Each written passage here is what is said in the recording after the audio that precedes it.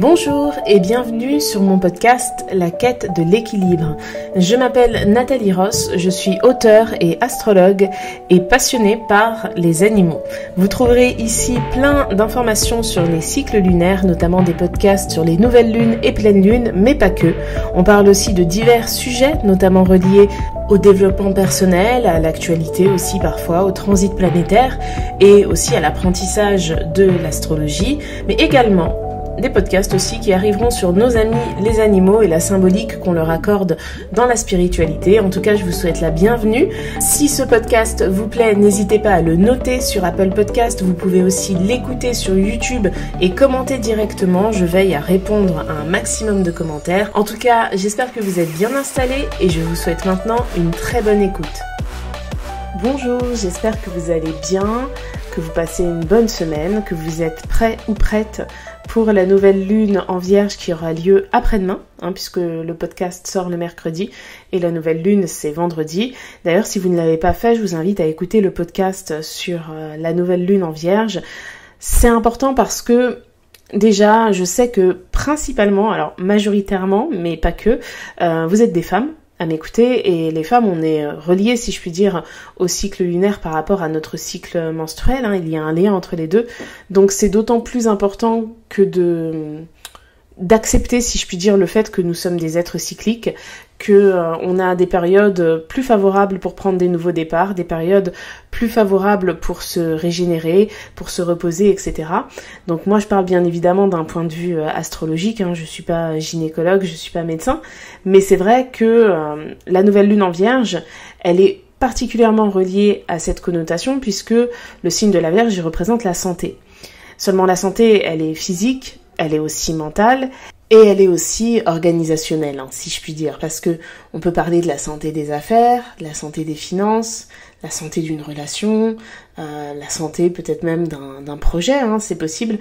Donc vraiment, c'est une nouvelle lune qui est importante, d'autant plus que la Vierge, elle vient clôturer la première moitié du zodiaque. Donc après, avec l'énergie de la Balance, on entre dans les signes qui décrivent les maisons impersonnel et donc les signes où on est dans une projection par rapport à l'autre. Sur le plan astronomique, on rentre dans la partie de l'année où les jours vont commencer à être plus courts que les nuits, en tout cas pour les personnes qui vivent dans l'hémisphère nord, et je sais que c'est la majorité des personnes qui m'écoutent, donc c'est vraiment symbolique, si vous voulez, sur le fait que le côté sombre et donc le côté introverti et donc le côté intérieur, parce que c'est ce qui est symbolisé par la notion de nuit, le côté nocturne, puisque si vous regardez bien, le soleil c'est un astre qui est associé à un signe de feu, donc une énergie à polarité masculine, et la lune c'est un astre qui est associé à une énergie d'eau, qui est une énergie féminine, et l'énergie féminine représente l'intériorisation des choses. Ça n'a aucun rapport avec le fait d'être un homme ou une femme, ce sont des polarités qu'on a tous en nous, bien évidemment, mais c'est vrai que entrer dans la seconde période de l'année, on rentre dans une période où on est plus centré, si je puis dire, sur ce qui se passe à l'intérieur, peut-être même ce qui se passe aussi dans le foyer, ce qui n'est pas visible aussi en termes de projet. Vous voyez, en septembre, on vit la rentrée. Ça, c'est quelque chose qui est peut-être même exposé. Vous avez tous connu ça à la rentrée, ou lorsque vous avez fait vos petites courses de la rentrée, vous vous dites cette année, dans ce cahier, j'écrirai que des belles choses, j'apprendrai mes leçons, etc. Donc, il y a l'entrain du nouveau départ qui nous pousse quelque part à en parler. On le voit bien, même sur les réseaux sociaux. C'est assez significatif, ce qu'on montre sur les réseaux sociaux. On montre la rentrée des enfants, on montre qu'on démarre une nouvelle formation, etc. Seulement tout le travail qui permet au final la fierté des réalisations, il est jamais montré.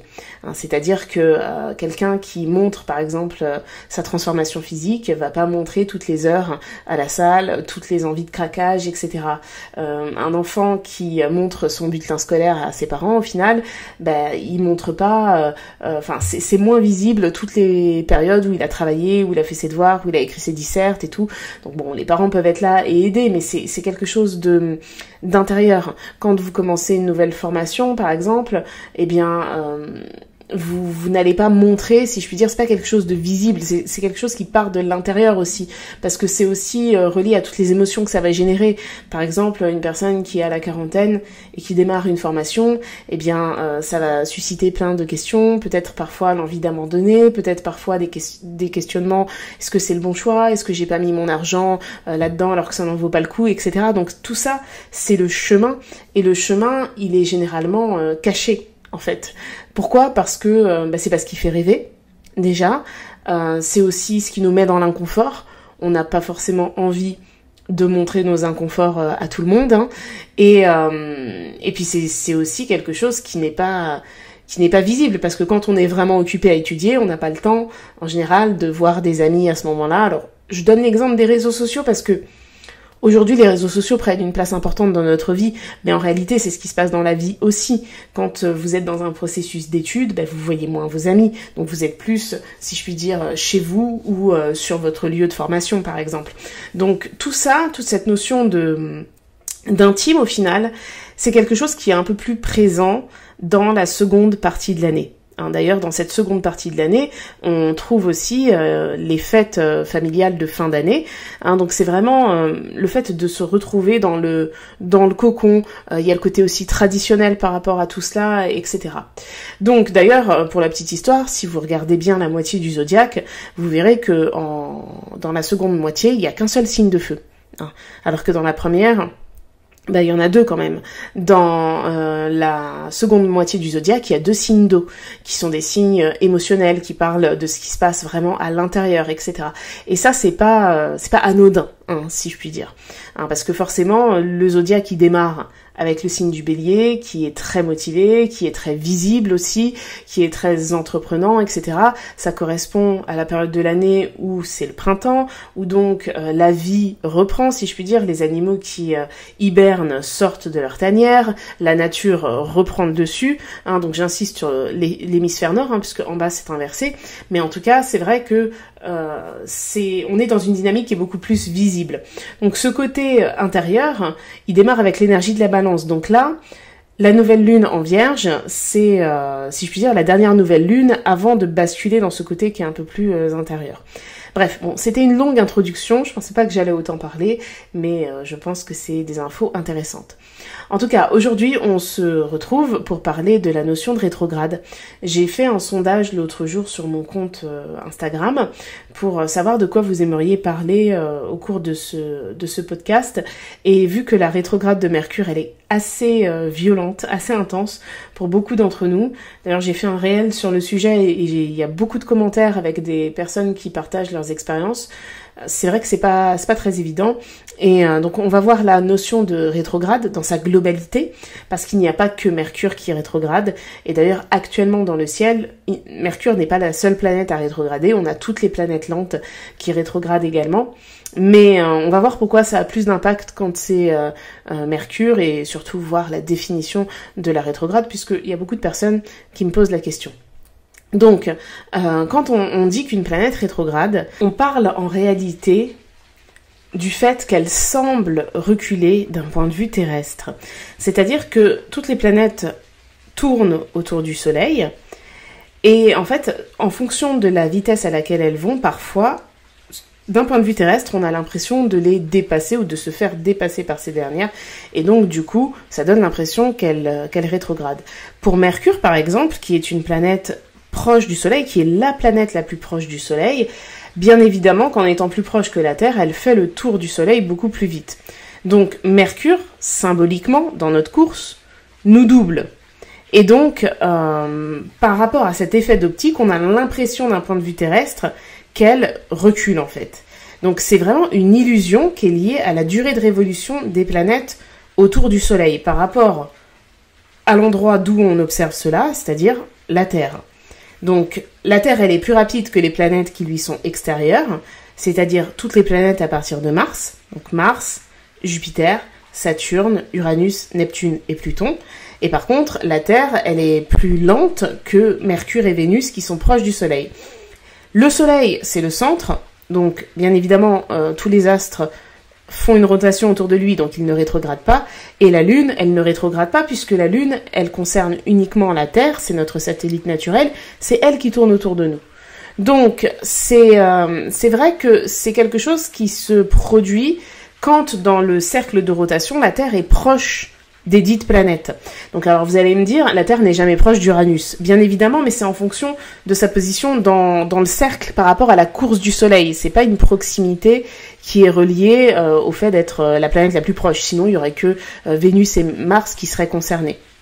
Donc ça, c'est d'un point de vue astronomique. Et d'un point de vue astrologique, on a donné une symbolique à cette notion de rétrograde. Donc par exemple, si on prend la planète Mercure, qui est associée à la notion de communication, un Mercure dans la mythologie, c'est le messager des dieux, donc il y a le fait de se déplacer pour porter un message, mais aussi d'apprendre, de transmettre, d'écouter. Donc toutes ces notions-là, qui sont aussi dans une perspective plus grande, portées aussi sur l'éducation scolaire, notamment l'apprentissage, etc., la formation, la notion de voyage, eh bien toute cette notion rétrograde, donc ça veut dire que c'est plutôt un retour en arrière qu'une avancée en fait, au moment où Mercure rétrograde. Donc c'est pour ça que vous allez parfois voir que on dit que quand Mercure rétrograde, on peut avoir par exemple des amis perdus de vue qui reviennent dans notre vie. On peut justement avoir des difficultés au cours d'un voyage, parce qu'un voyage c'est justement aller de l'avant, et la rétrograde de Mercure symboliquement elle freine tout ça. Donc la vraie question c'est pourquoi ça servirait à quelque chose qu'on interprète ces rétrogrades? Qu'est-ce que ça peut vouloir dire? Il faut savoir qu'en astrologie traditionnelle, ce concept de rétrograde, il parlait d'introspection et de croissance spirituelle. Donc, en étant associé à un processus spirituel, ça peut ramener à un retour en arrière, mais cette fois-ci un retour en arrière qui est beaucoup plus lointain que l'ami d'école que vous recroisez un jour à Carrefour, quoi. On peut presque voir ça comme quelque chose de karmique. En astrologie traditionnelle, la notion de rétrograde, une planète rétrograde pouvait même être assimilée à un nœud lunaire, en fait, à un point énergétique relié au karma. Donc c'est une analyse qui prendrait du temps à être faite et qui serait certainement hyper intéressante, mais du coup ça peut expliquer justement des choses inexplicables, comme le fait, je sais pas, d'oser dire quelque chose qu'on n'aurait jamais osé dire avant, pour parler de Mercure, d'oser voyager dans un endroit où on n'a jamais été. On dit que quand Mercure rétrograde, il faut pas signer de contrat, qu'il faut pas voyager parce que ça augmente le risque d'accident, etc. Alors moi je ne pense pas du tout que ce soit vrai, mais je pense que les voyages qui sont faits sous Mercure rétrograde, ils peuvent presque avoir un impact ou une signification karmique, en fait, que quand Mercure rétrograde et qu'on a, par exemple, décidé de partir à un endroit et que, je sais pas moi, la voiture crève, peut-être que c'était un endroit qui ne collait pas avec nos énergies, ou peut-être qu'il y a une autre signification aussi par rapport à la personne qui vous accompagne aussi, parce que Mercure, c'est la communication, mais pour communiquer, il faut être avec quelqu'un. Donc, c'est la notion de fraternité. D'ailleurs, Mercure représente effectivement le lien, alors surtout aux frères, mais comme il englobe toute la fratrie, on peut dire aux frères et aux sœurs, c'est aussi le lien avec les cousins, c'est le lien avec les amis proches, et c'est la notion de camaraderie, en fait, que l'on a avec certaines relations. Donc tout ça, c'est porté par la rétrogradation de Mercure. Donc c'est une période qui forcément peut créer des quiproquos parce qu'on peut se comprendre plus difficilement. C'est une période qui peut amener de l'incompréhension sur des choses qui peuvent être parfois importantes. Alors Mercure rétrograde en Vierge, ça peut avoir un lien particulier avec le travail, moins bien se comprendre dans le travail. Je dirais même au-delà du travail, tout ce qui est fonctionnel, tout ce qui est logique, tout ce qui a un but utile en fait. C'est pour ça qu'on voit beaucoup de problèmes dans les virements bancaires par exemple, au travail, des mails qui s'envoient pas. J'ai eu beaucoup de témoignages de personnes, il y a eu une fuite d'eau au travail, on a dû tout éponger pendant des heures, il y a eu une panne de courant au travail, etc. Donc tout ça, c'est symboliquement, en tout cas, relié à cette notion de rétrograde. Donc, quand vous regardez les réseaux sociaux, même on fait de l'humour autour de ça, ça prend tout de suite une connotation négative. C'est pas bien de signer un contrat, c'est pas bien, si je puis dire, de faire de nouvelles rencontres, etc. Faut pas reparler à certaines personnes, etc. Enfin, c'est ce qui sort d'un point de vue général, mais en réalité, si on incorpore à tout cela la connotation spirituelle et donc karmique, je pense qu'il faut aussi prendre les rétrogrades avec beaucoup d'humilité. C'est-à-dire que qui a dit que le passé devait forcément rester au passé? Parfois, on a des belles histoires d'amitié qui se séparent pour X ou Y raison et les gens reviennent l'un vers l'autre parce que ils en ont envie et au final, c'est des relations solides. C'est pareil quand vous regardez le couple, par exemple, on va toujours vous dire qu'il faut jamais retourner vers une personne du passé. Alors, bien sûr que ça dépend de tout ce qui a pu se produire, mais j'ai envie de dire qu'il n'y a pas de règle en soi, hein, que tout est possible en fonction des personnes qui sont concernées. Donc, le problème des rétrogrades, c'est que comme c'est difficilement expliqué, puisqu'il y a une connotation spirituelle et karmique que personne, ou en tout cas peu de personnes, parce que je le vois pas sur les réseaux, prennent en compte, et que là tout de suite, quand il y a cette notion-là, c'est clairement relié à l'individu, puisque c'est assez personnel, donc on peut pas faire de généralité, et bien du coup c'est cette partie-là de la notion de rétrograde est totalement occultée, et on reste sur des choses beaucoup plus simplistes à expliquer et à mettre en avant. Donc oui, bien sûr, quand Mercure rétrograde, on voit qu'il y a beaucoup plus de pannes, beaucoup plus de bugs, etc. Mais c'est aussi beaucoup plus que ça. Ensuite, comme je le disais tout à l'heure, on a Uranus, Jupiter, Neptune, Saturne et Pluton qui rétrograde également. Alors, là où c'est différent, c'est que il faut savoir que Mercure rétrograde à peu près 3 fois par an. On va reparler de Mercure après, je fais juste un petit paragraphe, on va dire, sur les planètes lentes.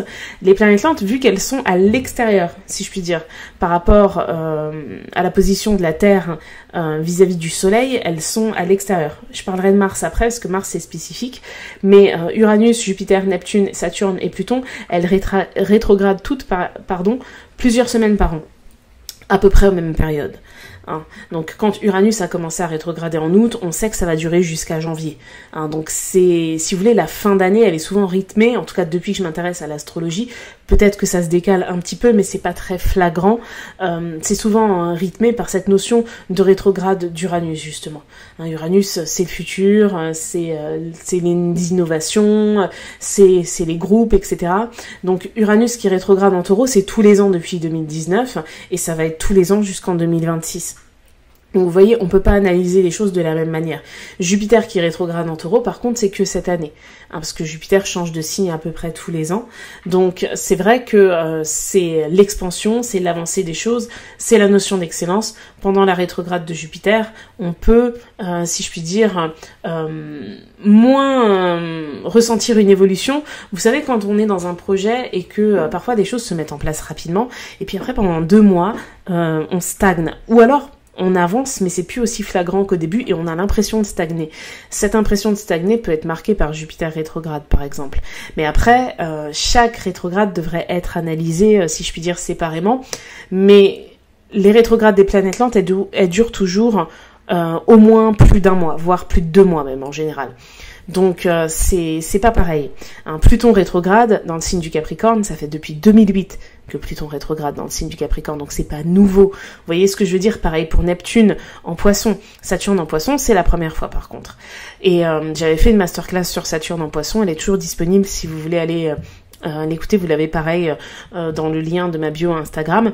Vous pouvez vous inscrire et c'est vrai que chaque rétrograde mériterait effectivement une analyse, parce qu'il faudrait parler du fait que c'est dans tel signe, parler du fait que ça se fait à un moment de l'année où les planètes sont disposées de telle ou telle manière, parler aussi du fait qu'il y a cette notion karmique, spirituelle, etc. Donc ça prendrait du temps. Mais gardez à l'esprit que comme quand on fait une analyse des transits, les planètes lentes, elles se déplacent forcément moins vite, hein, de par leur nom.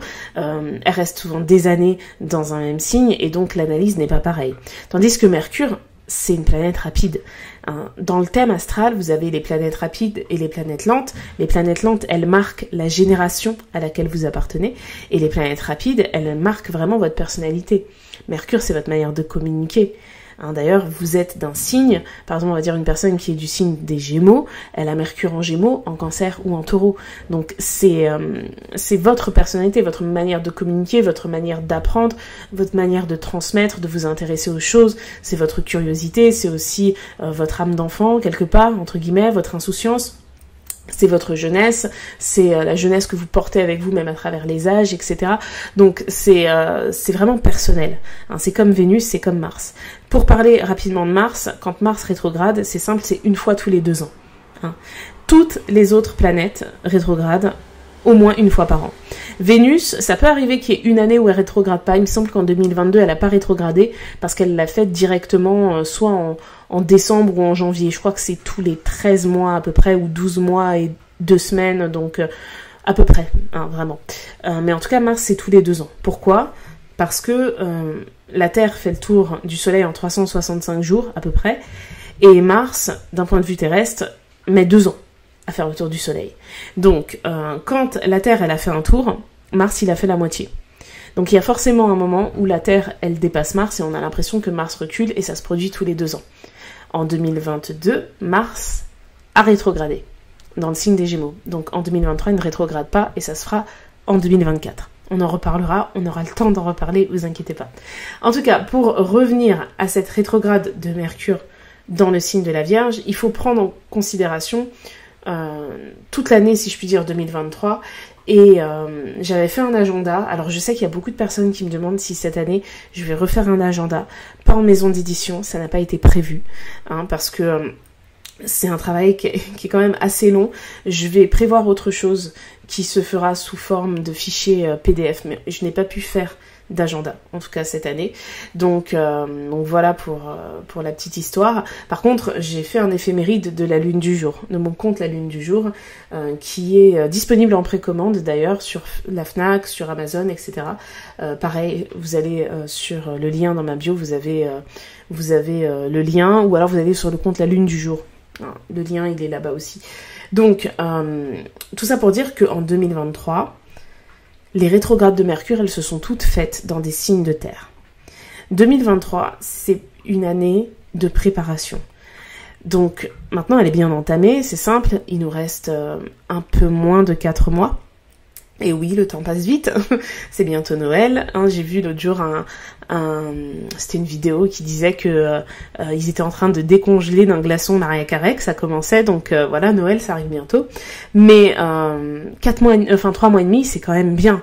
Hein, ça laisse du temps, vraiment, je pense qu'on a tendance à négliger la notion de temps, tout ce qu'on peut faire en une semaine, tout ce qu'on peut faire en 15 jours, même en mettant en place des petites habitudes.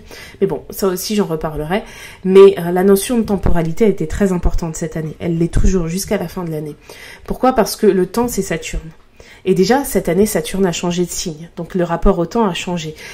Il y a beaucoup de personnes qui me disent « je comprends pas comment le temps passe ». Saturne en Poisson, le signe des Poissons, c'est un signe qui évoque le flou, hein, qui évoque aussi la notion de perdition. On est déconnecté des réalités. Donc, ce que l'on ne réalise pas concrètement, on a tendance parfois à ne pas le comprendre, mais aussi parfois à le négliger, à pas faire d'efforts pour le comprendre. Donc, il y a tout un aspect spirituel karmique qui se met autour de ça. Donc, ça reste quelque chose de très personnel qui est ressenti par les gens de diverses manières, en fonction déjà de leurs croyances et de leur sensibilité à tout ça. Mais c'est vrai que le temps passe à une vitesse assez troublante, en fait.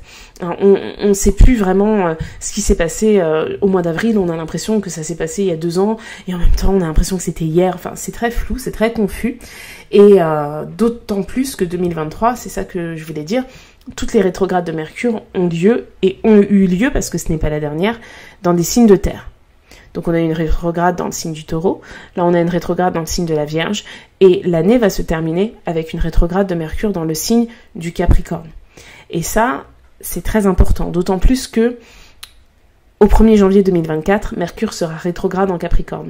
Quand on analyse une année, on a plusieurs manières de le faire par rapport au transit, mais c'est toujours intéressant de regarder la carte du 1er janvier à minuit, ou du 31 décembre à minuit plutôt. Non, du 1er janvier à minuit. Donc, c'est vrai qu'avoir une année qui commence avec Mercure rétrograde, ça implique qu'au courant de toute l'année 2024, on pourrait avoir, si je puis dire, alors quelque part peut-être des messages karmiques, je sais pas, ça dépend des gens, mais des grandes intuitions, des retours en arrière, hein, mais pour mieux aller de l'avant. Faut pas hésiter parfois à aller plonger dans le passé pour récupérer ce qui peut nous servir aujourd'hui en fait, ce qu'on a mis de côté, ce qu'on a oublié. Parfois on voit des personnes qui ont des passions et qui les négligent parce que y a la vie de tous les jours, il y a la vie de famille, il y a les enfants, il y a le travail, il y a les obligations, etc. Et qui au bout d'un certain temps reviennent vers quelque chose qui au final leur plaisait depuis toujours. Et donc là je parle d'une passion, mais parfois c'est une amitié, parfois c'est un apprentissage, parfois c'est faire un voyage, enfin ça peut être vraiment plein de choses, même ça peut même être lire ce livre, ça peut même être écrire cette lettre, enfin vraiment c'est quelque chose qui est très personnel au final. Et donc pourquoi cette rétrograde dans le signe de la Vierge, elle est aussi intense? Déjà parce qu'en étant dans le signe de la Vierge, Mercure, il est opposé à Saturne, donc la notion de temps, elle est présente parce que le signe de la Vierge, c'est un signe qui parle d'organisation et d'anticipation, donc c'est relié à la notion de temporalité, mais en face, on a le temps, Saturne, en Poisson. Donc il y a des blocages, donc il y a des choses qu'on aimerait faire qui se font pas dans les temps, ou alors des choses pour lesquelles on n'a pas, si je puis dire, vu que ça arrivait aussi vite en fait, et on peut se sentir débordé. Ça peut être aussi des choses qui nous rattrapent sur le plan toujours de la santé. Alors ça dépend, la santé financière, la santé administrative, la santé des relations, etc. On peut avoir des personnes qui perdent des relations durant cette période. Alors quand je dis qu'ils perdent, c'est qui mettent fin à des relations, qui se voient bloqués par une personne, etc. Parce que il y a toute une tension, si je puis dire, sociale, qui repose sur des fondements qui sont nécessaires à la survie. Parce que l'énergie de la balance, la santé, c'est nécessaire à notre survie. Hein, bien que on considère surtout la santé physique, mais la santé mentale, on le voit avec les années, c'est très important. Les personnes qui la négligent, au bout d'un moment, elles craquent. La santé financière, c'est important, surtout dans une période remplie de problèmes, d'inflation, etc., comme on est en train de la vivre. Et puis la santé, l'état d'esprit, l'environnement sain, qui parle de l'entourage, qui parle du lieu de vie aussi. Ça peut vraiment amener des personnes à vouloir vraiment changer de lieu de vie. Quand je dis changer de lieu de vie, je parle vraiment dans la globalité, changer d'environnement, etc. Enfin, il y a plein de questions qui peuvent se poser. Et donc, ces envies, ces besoins de pallier justement à cette envie de sérénité, il peut y avoir un degré d'empressement assez fort, d'aller contre le temps, d'avoir des idées qu'on a envie de mettre en place plus vite que la musique, et c'est l'opposition à Saturne, et forcément, ça se passe mal. Donc ça peut se voir sur différents sujets, et faut pas oublier que tout fonctionne en cause à effet. C'est-à-dire que la personne qui, par exemple, va au travail et voit qu'il y a une panne, etc., on sait pas, ça se trouve, c'est la personne chez Enedis qui a bâclé les choses, qui a fait les choses de telle manière, etc. Enfin, tout est porté par une cause à effet dont on ne connaît pas bien évidemment les tenants et les aboutissants. Sinon c'est pas drôle. Si on savait tout, ce serait trop facile. Donc faut pas oublier que l'énergie de la Vierge, c'est une énergie de structure. Et l'énergie du Capricorne, dans laquelle il va y avoir la rétrograde de Mercure en fin d'année, c'est le pouvoir, c'est le contrôle.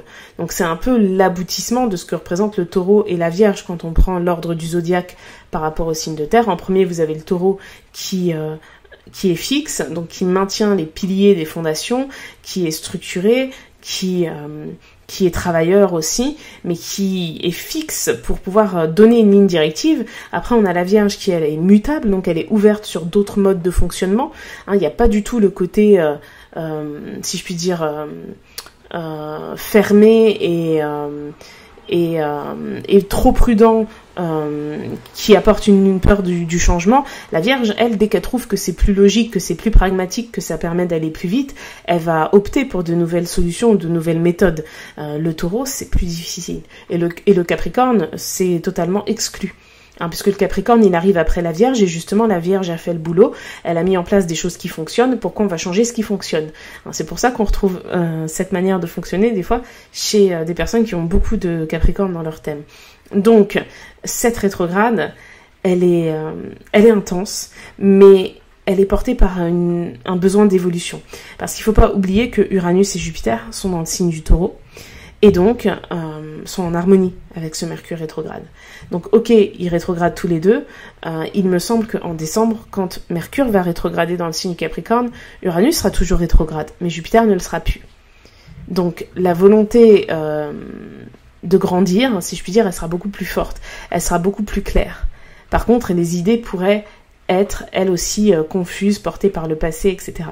Donc des rétrogrades de Mercure sur une année qui sont dans des élémentaires, ça veut dire qu'il ne faut pas hésiter à aller chercher dans le passé des méthodes, de la solidité, peut-être aussi des finances. Peut-être qu'il y a beaucoup de personnes qui ont cassé leur épargne aujourd'hui, au cours de cette année, pour des projets divers en fait, mais qui ont dû aller, si je puis dire, faire face à ce qu'ils ont, mais ce qu'ils ont est relié à des méthodes qui ont été mises en place dans leur vie par le passé.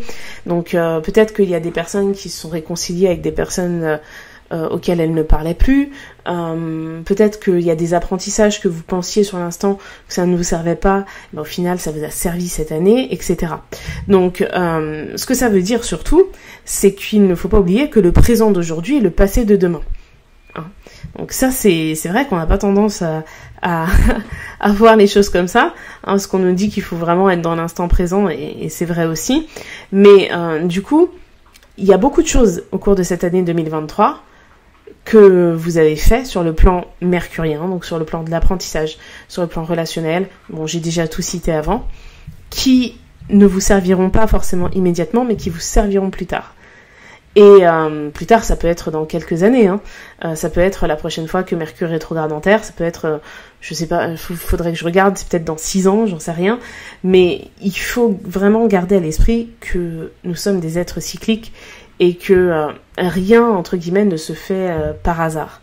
Donc, je suis pas du genre à dire qu'il faut suivre son intuition dès qu'on ressent quelque chose, parce que en étant honnête avec nous-mêmes, on sait très bien que notre intuition, elle peut nous tromper, hein, sinon il y a personne qui divorcerait, par exemple. Hein, je pense que les personnes qui se sont mariées, la grande majorité, vraiment, avaient une intuition comme quoi c'était bon, etc. Donc les couples qui se séparent, c'est pas que du manque d'intuition. Donc, enfin bref, c'est un exemple comme ça, mais je pense que ces périodes de rétrograde nous poussent à être plus focus sur les dysfonctionnements, mais pas sur la cause, entre guillemets, de ces dysfonctionnements, ou ce que ça peut vouloir nous dire. Exemple, vous avez votre ordinateur qui vous plante et vous bossez de la maison. Peut-être qu'il y a des questions à se poser sur votre manière de travailler, sur ce que ce travail vous apporte dans votre vie, en bien ou en mal, peu importe, sur ce que vous alliez faire aujourd'hui. Je pense qu'il faut voir la chose comme ça. Vous avez l'ordinateur qui plante, ok, donc vous faites ce qu'il faut, vous appelez, je sais pas moi, le constructeur, etc., vous l'amenez à réparer, donc vous faites ce qu'il faut parce qu'il faut quand même agir, mais prenez 5 minutes pour vous questionner sur ce que vous étiez en train de faire, ce que vous alliez faire, ce que ça allait peut-être aussi vous rapporter, par exemple. Et il peut y avoir une explication, mais qui n'est pas une explication, si je puis dire, terrienne, en fait, qui est plutôt une explication aquatique par rapport aux éléments en astrologie. Et ça, je pense que c'est particulièrement marqué dans cette rétrograde de Mercure en Vierge, parce que on a Saturne qui est opposé en Poisson. Et ça, on a tendance à l'oublier, parce que quand vous voyez la rétrograde de Mercure qui est expliquée sur les réseaux, etc., on va pas vous parler de l'opposition à Saturne seulement. Rappelons-nous que le zodiaque, c'est un ensemble. Donc on ne peut pas ignorer, entre guillemets, cela. Et en plus, la rétrograde de Mercure, elle se termine le jour de la nouvelle lune. Mais elle se termine après la nouvelle lune. Donc ça veut dire que la nouvelle lune, elle va avoir lieu avec Mercure rétrograde, et quelques heures après, la rétrograde sera terminée. Donc, pour moi, enfin, selon mon interprétation, sachant qu'une nouvelle lune en Vierge, il y a un défi, entre guillemets, qui est fait par rapport à l'énergie des poissons, l'énergie qui est en face, je pense que durant cette lunaison, il ne faudra absolument pas négliger le côté spirituel, le côté aussi symbolique, hein, des choses qui se produisent. Alors, je sais que l'astrologie, de toute façon, c'est un guide, enfin, c'est une béquille, en fait, pour nous aider dans la vie. C'est pas ça qui fait tout, et je pense qu'il faut pas sombrer non plus dans une manière de voir les choses où on veut tout expliquer par les astres, etc. Donc bien évidemment que ça fait partie de notre nature de pas tout analyser. C'est difficile pendant la saison de la Vierge, qui est le signe analyste par excellence, mais bien évidemment que quand il vous arrive quelque chose, vous n'êtes pas en train de vous dire à chaque fois bon, alors là, ça pourrait être ça sur le plan karmique, aujourd'hui la lune est dans tel signe, etc. Donc il y a une part de spontanéité qui fait la vie, il faut le dire, mais néanmoins, avoir ça dans l'esprit, savoir que parfois il faut creuser un peu plus loin, notamment sur les sujets importants en fait. Je dirais même qu'il faut le faire que pour les sujets importants. Je veux dire, vous traversez un passage piéton, la voiture, elle veut pas vous laisser passer, donc ça vous énerve sur l'instant.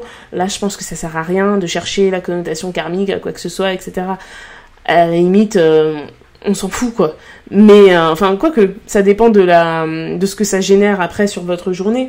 Mais ce que je veux dire, c'est que sur des sujets qui vous importent, notamment sur tout ce qui est relié à des projets personnels, ça vaut peut-être plus le coup de se questionner en fait, et de se demander si par exemple quand on est bloqué, je reprends l'exemple de l'ordinateur qui plante, est-ce que au final c'est pas une bonne chose, est-ce que l'univers ne sait pas mieux que moi ce qui est bon pour moi en tout cas en cet instant, parce que j'avais tendance à l'oublier, parce que ça en fait, ça dépend de la vie de chacun. Vous voyez ce que je veux dire? Donc c'est pas facile, parce que quand il nous arrive des blocages, les blocages c'est saturnien, donc avec Saturne opposé à Mercure, quand on est en panne sur l'autoroute, on n'est pas du tout en train de penser à ça, on pense d'abord à solutionner notre problème. Mais c'est pour ça que c'est une réflexion à avoir en amont de ce qui se produit. Et d'ailleurs, vous le remarquerez, et j'ai dit ça ce matin à quelqu'un parce que on parlait des mésaventures reliées à la rétrograde, mais quand vous avez des choses comme ça qui vous arrivent, qui sont pénibles, en général, ça se transforme toujours en souvenirs qu'on aime bien raconter, qui font rigoler, etc. Donc, sur l'instant, il faut gérer le sujet, bien évidemment, mais essayer de mettre, si je puis dire, un peu plus de réflexion symbolique et spirituelle dans ce qui s'est produit. Alors, quand j'ai commencé à enregistrer ce podcast, je me suis dit, mais en fait, j'aurais dû le faire avant la rétrograde de Mercure, justement, pour que ça vous serve, etc. Mais au final, comme c'est des réflexions à faire en amont, c'est peut-être encore mieux de l'avoir à ce moment-là, vous voyez. J'ai posé la question sur mon compte Instagram l'autre jour, quel sujet vous aimeriez voir en podcast, et en fait, je pense que j'ai inconsciemment, certainement, bien fait. Donc voilà, en tout cas j'espère que ce podcast vous sera utile, j'espère que vous avez apprécié l'écouter. On se retrouve la semaine prochaine pour un podcast sur la pleine lune en Bélier qui aura lieu le 29 septembre, et en attendant je vous souhaite d'avance une excellente pleine lune et une excellente fin de semaine, et je vous dis à très vite, au revoir.